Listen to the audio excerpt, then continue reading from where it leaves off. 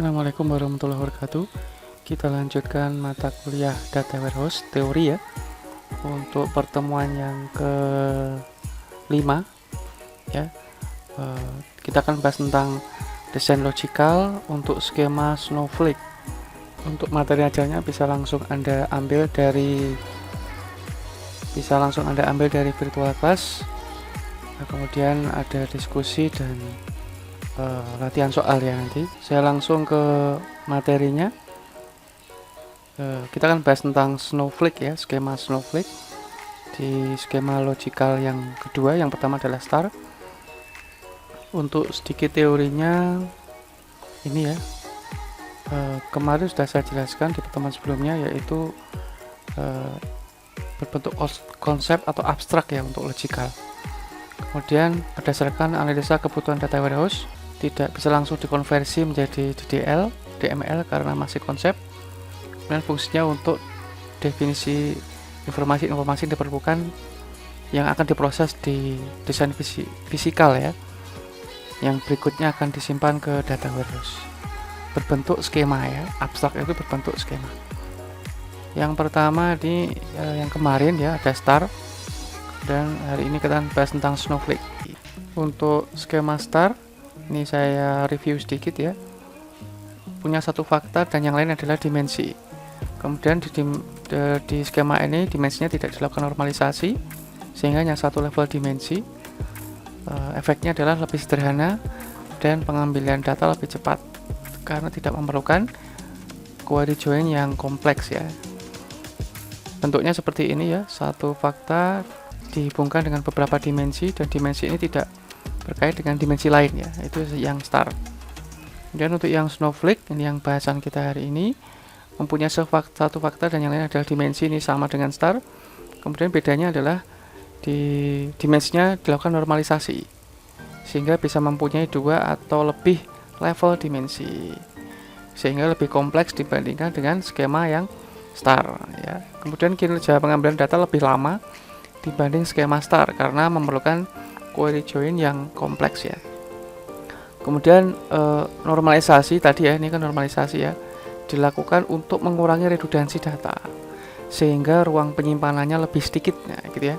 Jadi kalau yang skema star itu meskipun lebih cepat tapi ada beberapa data yang sama di beberapa tempat ya, jadi redundansinya lebih banyak sehingga akan banyak pengulangan data, kemudian menyebabkan disk space-nya lebih besar ya kalau di star.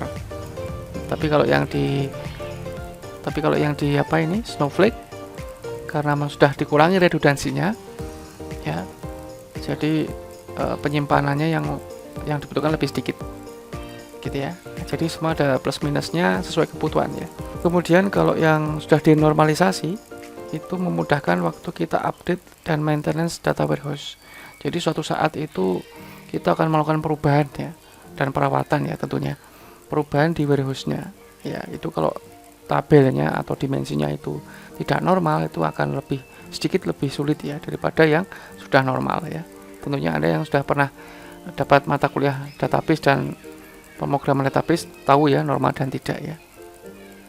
Kemudian proses membuat skema ini bisa dimulai, ini bisa ya, bukan biasa. Bisa dimulai dari membuat skema star dulu, kemudian dinormalisasi, baru kemudian itu jadi Snowflake.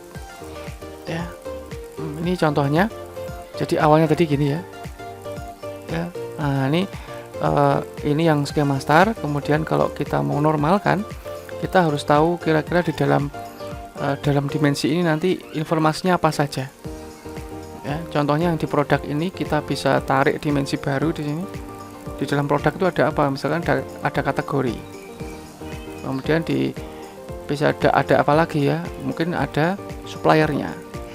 Supplier dari produk itu.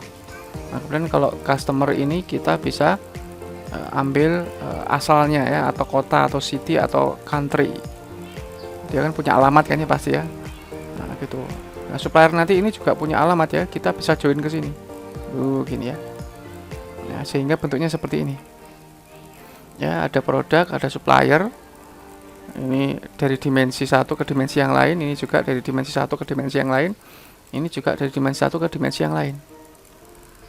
ya. Jadi bisa seperti ini kalau snowflake ya, jadi lebih detail ya, maksudnya lebih detail ya. Tentunya nanti tidak terlalu ada redundansi karena yang berulang-ulang nanti dipindahkan ke dimensi yang lain. Misalkan di sini ya, nanti ada misalkan di customer itu ada kota Jakarta ya, itu kan kalau tetap di satu dimensi ini kan Jakarta gitu ya. Jakartanya ada, customernya ada 1000 dari totalnya, maunya 100 dari Jakarta, berarti mengulang kata Jakarta itu 100 kali kalau ada di dimensi ini. Kalau sudah dibuat dimensi baru di sini, nah, nanti di sini cukup ID-nya, ID kota ya, K1 nah, Jakartanya nanti di sini Jakartanya ya.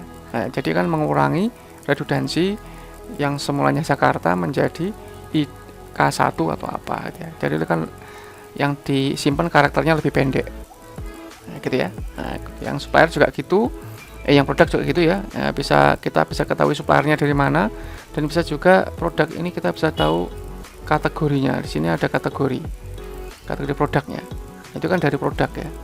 Nah, gitu. Kalau Anda nanti nggak pakai Snowflake, berarti nanti bikin kategorinya langsung ke sini. Nah, itu berarti pakai star.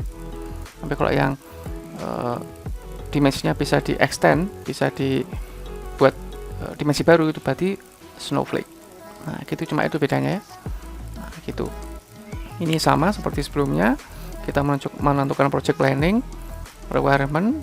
Ini satu kali aja ya, nanti Anda pilih star atau Snowflake ya. Tapi nanti di tugas ini nanti Anda coba buat planning dan seterusnya untuk skema yang Snowflake. Bisa Anda ubah yang dari sebelumnya ya, di save as gitu ya, diubah. Jadi nanti Anda punya pilihan. Kalau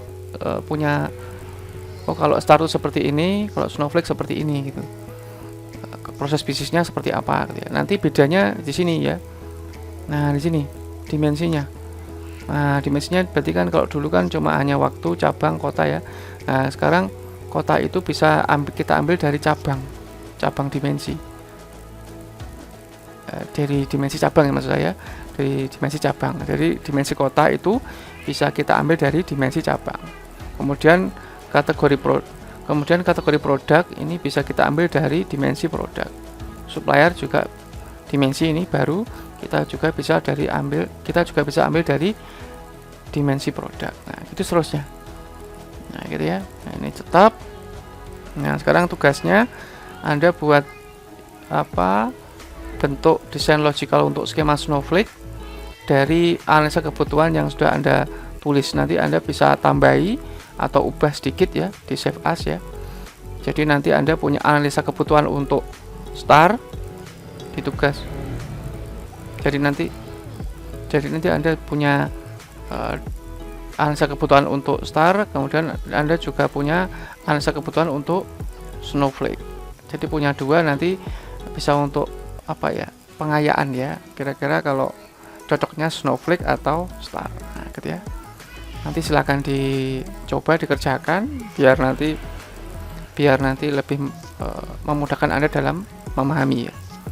Itu yang saya sampaikan, semoga bisa dipahami ya. Selamat mencoba, selamat belajar. Saya kira sekian. Assalamualaikum warahmatullahi wabarakatuh.